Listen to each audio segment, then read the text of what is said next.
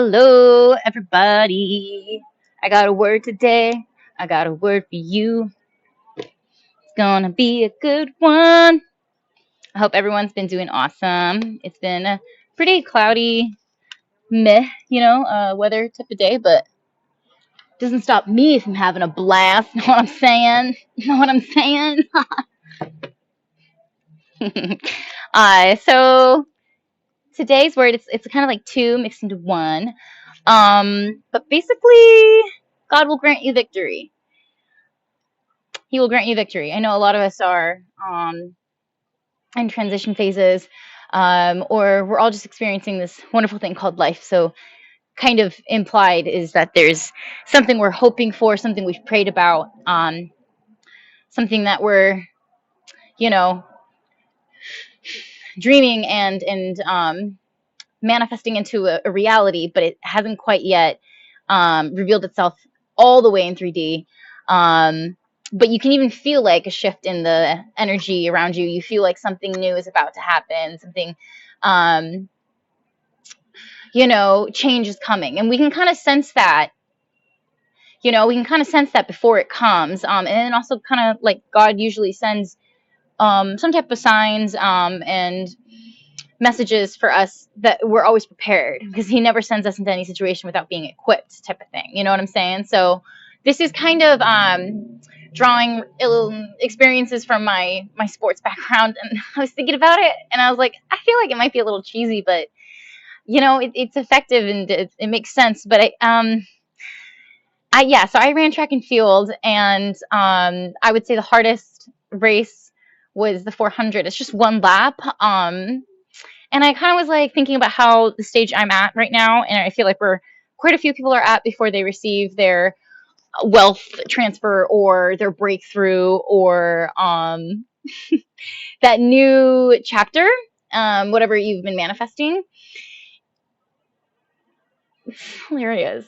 It's like I'm seeing so many distractions and monitoring spirits. It's insane. The warfare is insane, but it's kind of wicked, like in a motivating way for me personally. But before that happens, we feel the shift in the energy, and we also need to accept. And so I have a couple of verses on acceptance and kind of like following the guideline or, like the saying that it is what it is. Because before we can embrace new, like the verse, you can't put old skin into new wineskins. Before we embrace new, we have to accept like what is currently our reality. And so that's kind of like the subtitle of this video is "It is what it is." I've always appreciated that saying, that quote. I believe it is from Aristotle's, right? Originally, and so it just kind of it's like radical acceptance. It's like realizing what's in your control and what's not, and it brings me some really good grounding. But like, say you're in a race, or if you never did track and field, kind of back to the sports history, there's some type of race or competition you've been in some way or form. And imagine just like that last little bit where you've exerted most of your adrenaline, your energy, your fitness, your stamina, and there's like that last little stretch left. That was for me, that was like the last 100 of the 400-meter dash. And like that was kind of like, when you're looking, when you're finishing, say you're like in the gym and you're finishing a really awesome, like a workout, and you're on that, like that last set and the last rep of the last set. And it's like, you're pushing and you're gritting your teeth, and you're making noises, you're making funny faces, like you're pushing through. It's that last little bit. And it's all that willpower that's coming from you. So it's humans are so cool how we're hardwired to be resilient. And so I wanted to make a video that says God will grant you victory. We just have that last little stretch left before like breaking through, and then bam, like that's your answered prayers. And for those who follow along in this ministry, like I was also, I've been trying to do my best to hear God's voice and practice more of like receiving words that He would like me to share as well. And I'm still waiting on confirmation because this is new to me too. But I was getting a little bit of that somebody has like a phobia, and I just kept hearing phobia, and like that's something that's like stopping someone's progress. And I thought I just kept hearing that in the spirit. So that's something, that we can create what's rational and or irrational fear. Either way, it stops us. I've been thinking about the law of attraction recently too. Um, so sometimes we can attract things that we fear, if we're subconsciously thinking about it, even though in the best of our like forefront of our minds, like we're going out and we have like the intentions to just try and get get the job done, get the business rolling, and it's like something like, say, an errand that you need to run. Um, and sometimes what we fear is something that we have the power to attract that. And so that's kind of what I was thinking about the law of attraction too. So we have to visualize like kind of like our chest breaking through that black and white finish line. I don't know what's going on with the hair. I really don't know what's going on with the hair. I try and do stuff with it, but I think it's, as long as it's out of my face, it's fine. You know, it's a good time. So like God's going to grant you victory. God is going to grant you victory. Every prayer is heard. Every cry, every moment of disappointment that you feel in your heart, sometimes it just gets like a little bit weighted because something, news or scenario went down a deep descent and not for the better. It's like a certain situation in your life totally tanked, or and you weren't expecting it, and it's kind of disappointing. Like God sees and feels every part of our lives with us, and He'll be here with us until we all have gray hair. And He knew who we were before we were even in the womb. He knew what our lives would be like, and He knows how many hairs are on your head too. I always like adding that one because that's awesome. That's like crazy to me. Like I have no idea how many hairs are on my head.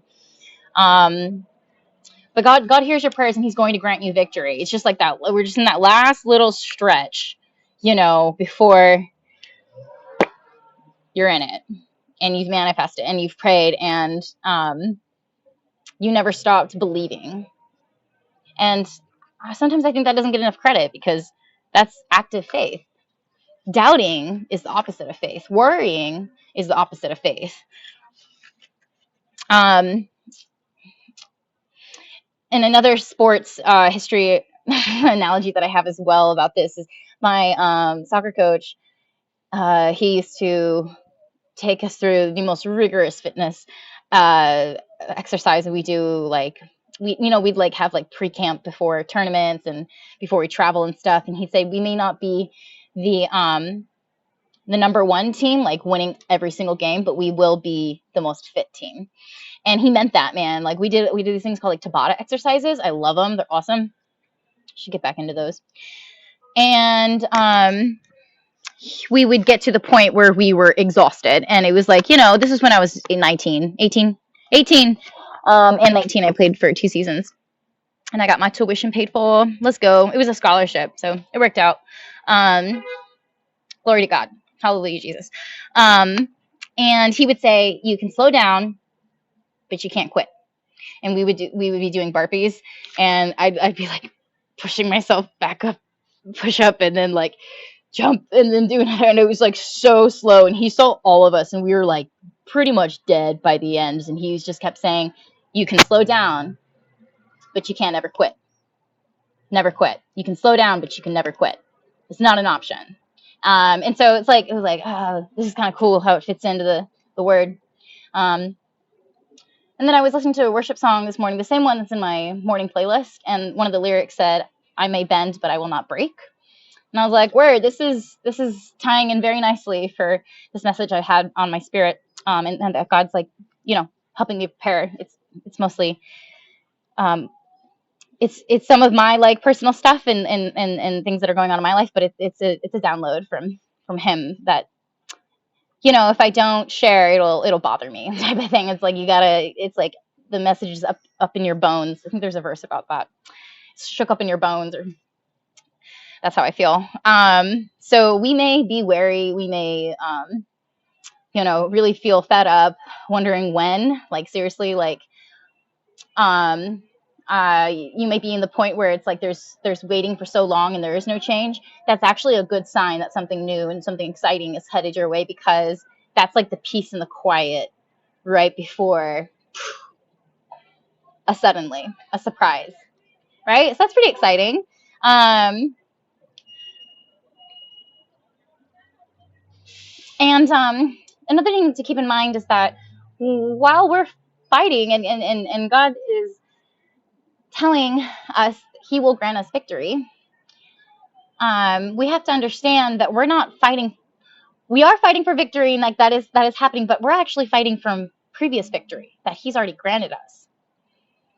So I heard that in another, I don't know where I heard that exactly, but I wrote it down and I liked it a lot. And it was, the battles I'm facing are not fought for victory, but from victory. So gratitude, as they always say, is something that, it actually increases our neuroplasticity, and it like rewires things up here. It increases like our honestly, like synapses. It's really good for us. It's really good for us. It allows us to be able to um, have better functioning, better memory. You're literally creating more stimulation in your mind every time that you have a thought of gratitude. It's so good for us. And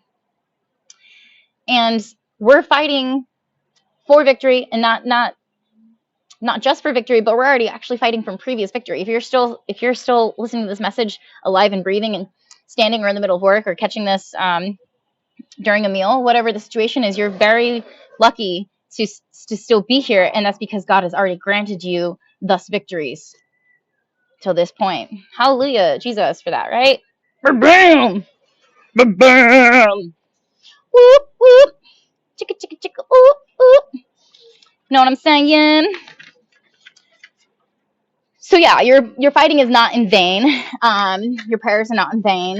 Your struggles, your suffering, it's the pain that we go through. Sometimes like something's going on medically, we don't know why for a couple of years until it's revealed, and we go through it for a reason. There's pain to the purpose, and so all of the things that you're going through, you're not fighting in vain. You're absolutely not fighting in vain. Just keep going, just like that last little stretch, and at the same time, give yourself a pat on the back for how far you've come. I think that's like so powerful to do every once in a while, and be like, wow, I really did do those things that I said I was going to do. And then you're like, huh, okay, yeah, I'm going to allow myself like a celebration, like a celebratory moment, because I know that God makes all things possible, and he gives us the strength to do all things through him. So it's pretty cool. Let's head to Colossians 3:25.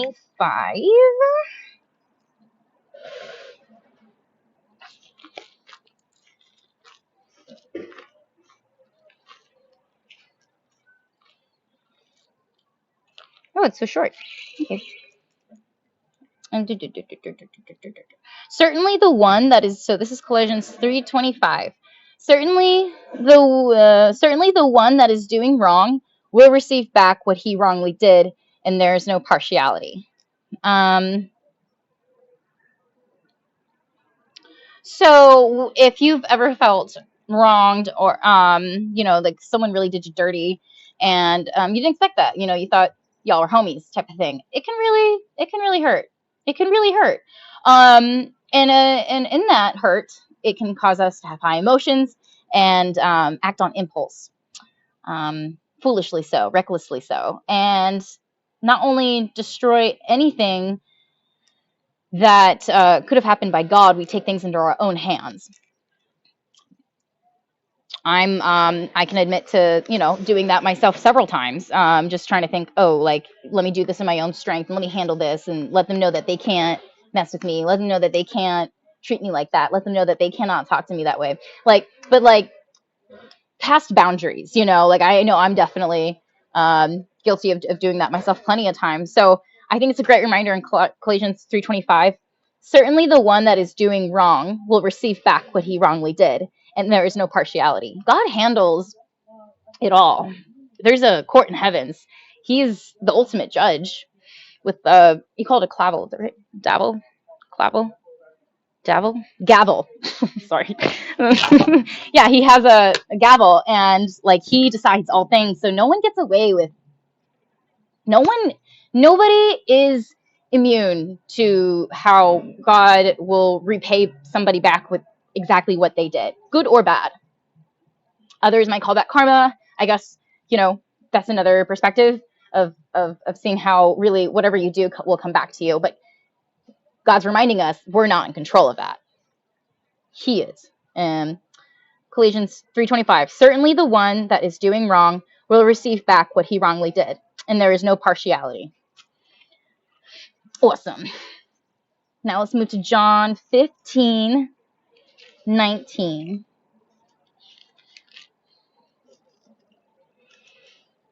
If you were part of the world would be fond of what is its own. Now because you are no part of the world, but I have chosen you out of the world, on this account the world hates you. This like solidified and validated so much when I read it. I've even had people tell me like to my face that you're not of this world, and I was like, I didn't know what it meant. But then like later on, I was like, oh, I was reading more of the word, and then just like other messages, like prophetic words and stuff, and it was like, we're not really of this world, as chosen ones, and that's why I have this channel to like share about it and like the experiences and all about it. It's definitely an abundant topic.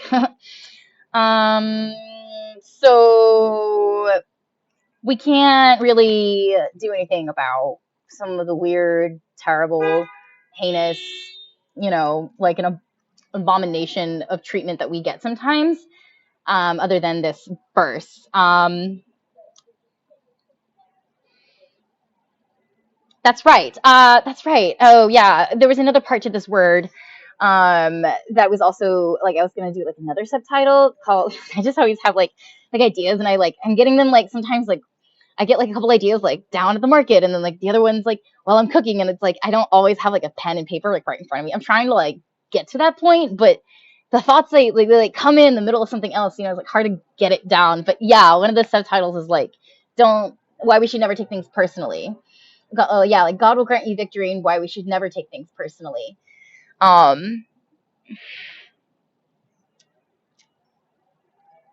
There is something else to it, and I think it was like about how it's a part of spiritual maturity as well.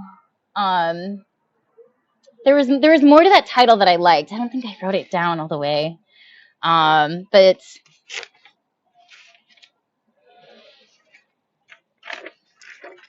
yeah, there was. I think it was about like you've grown when you stop taking offense as much, in spiritual maturity. More will come back to me, I'm sure, as we keep going.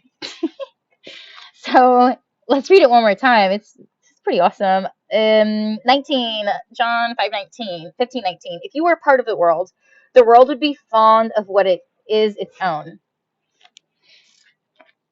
So like, the worldly things. If you were a part of the world would be fond of what is its own. Yeah. So we're meant to stand out. That's what I'm getting from this. Now, because you are no part of the world, but I have chosen you out of the world, on this account the world hates you. I guess that totally makes sense. Like when a teacher has like a pet, like a teacher's pet. I guess it's starting to make more sense on why. But there's been some odd encounters I've had with peeps where the hate is palpable, but I haven't I didn't do nothing. It's like what type of thing.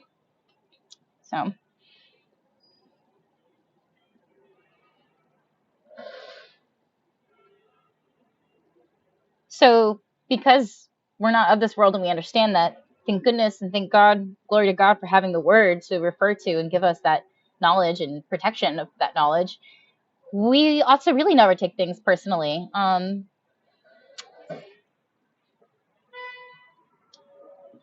thinking of an example, kind of impromptu.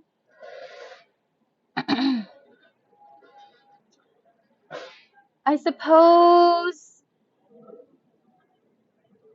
suppose if we had, um, I suppose if we had, like, this is kind of reaching far, but I think I got it.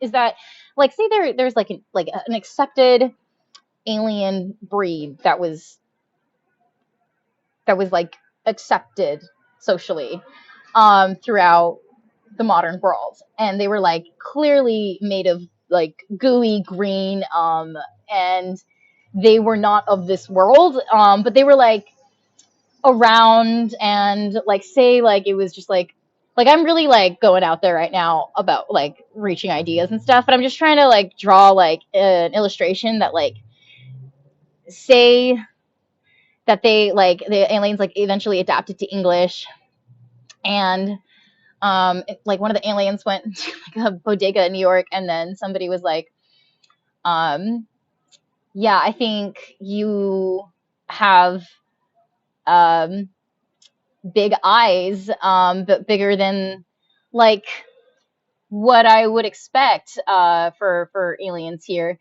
And then the alien was like, well, I get it, it's okay. I forgive you because I'm actually not of this world. I'm not from New York. I'm not from the US. I'm not from Earth. So it's all good. Say the alien was like Christian in this example, and he's like, God created me just the way I am, and I'm not of this world.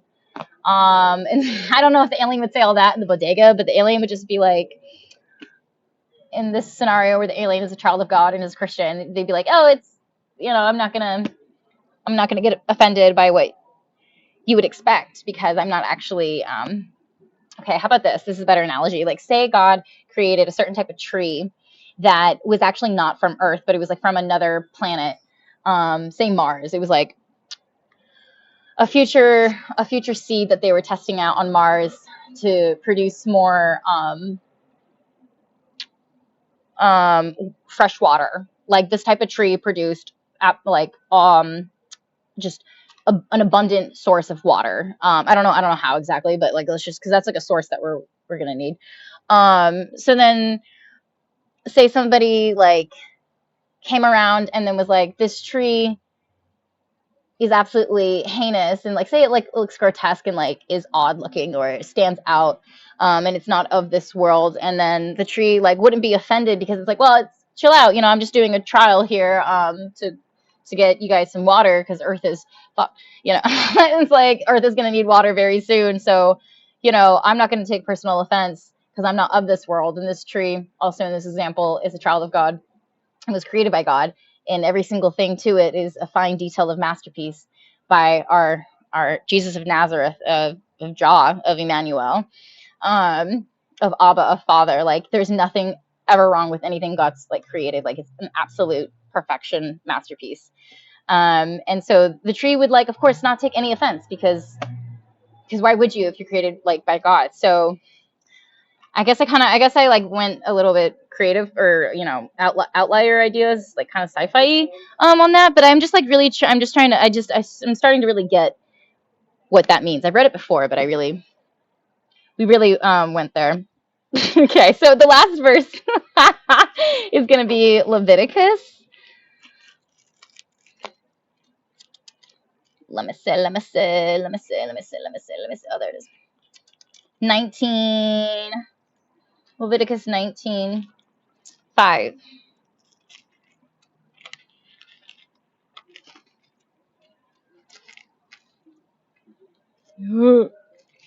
Little pages. They're so little. Yeah. 19:5. Now, in case you should sacrifice a communion sacrifice to Jehovah, you should sacrifice it to gain approval for yourselves. Hmm.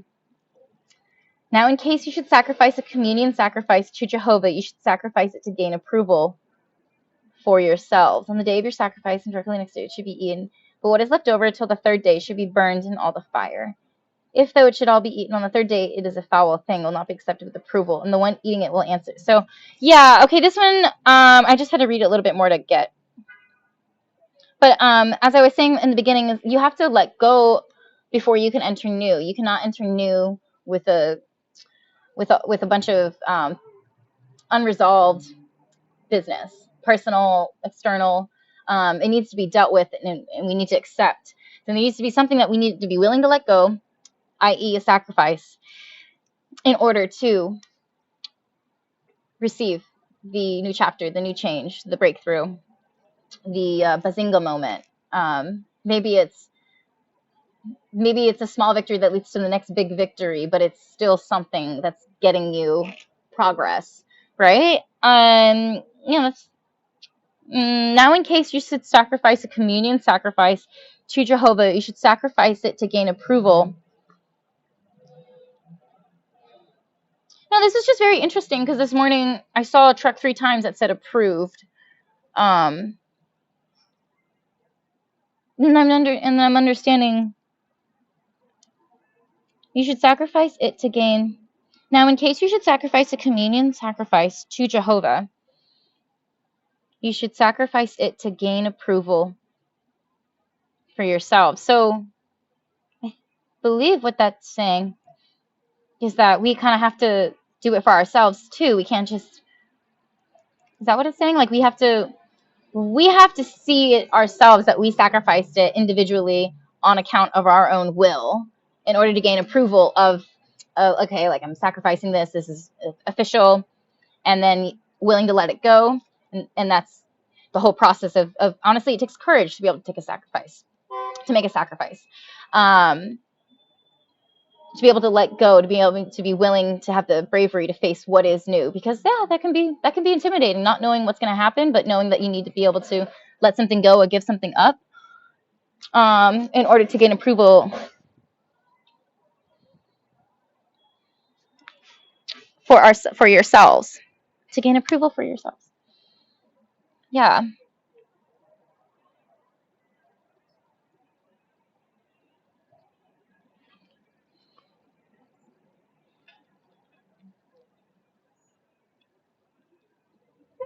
I'm just looking at my notes and kind of okay. So yeah, that's the word, you guys. Thanks for bearing with me. So basically, it is what it is. We have to accept in order to bring in new.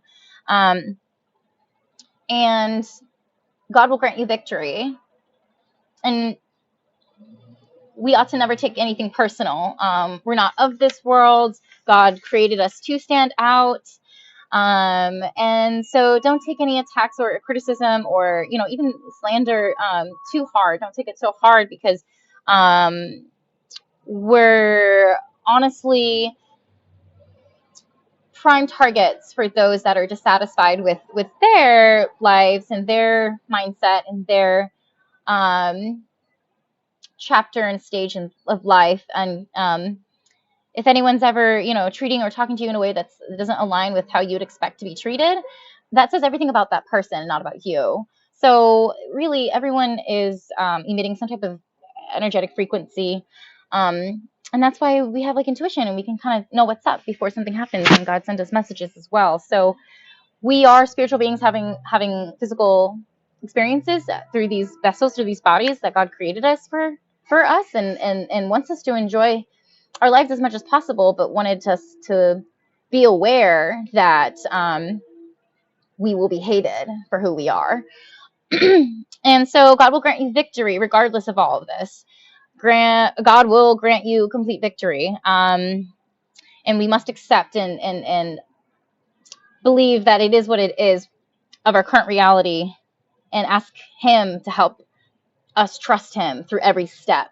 Because when we're doubting and when we're worrying, we're not practicing active faith. When we're still believing, and even when nothing looks like it could possibly change, even in the slightest, it doesn't look like there's any possible way out of the current situation you're in, God will find a way, and God will grant you victory. That's it, y'all. Stay safe, stay blessed, stay chosen. Peace.